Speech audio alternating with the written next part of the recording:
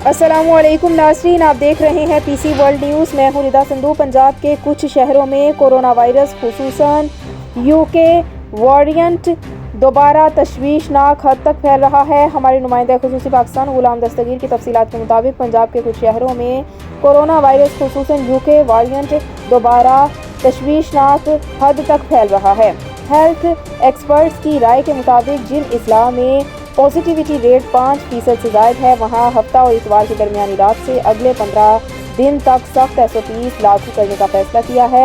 इन इस्लाम में तमाम तालीमी इदारे, पार्क्स, इंडोर शादी हाल, मज़ारात, मेले, खेलों की सरगर्मियों वगैरह पर 15 दिन के लिए पाबंदी हो गई है। मार्केट्स शाम 6 बजे बंद कर दी जाएंगी। स्मार्ट लॉकडाउन SOPs पर भी सख्ती से अमल दरामद के अहकाम दिए हैं। इस हवाले से तफसीली नोटिफिकेशन महकमा सेहत जारी करेगा।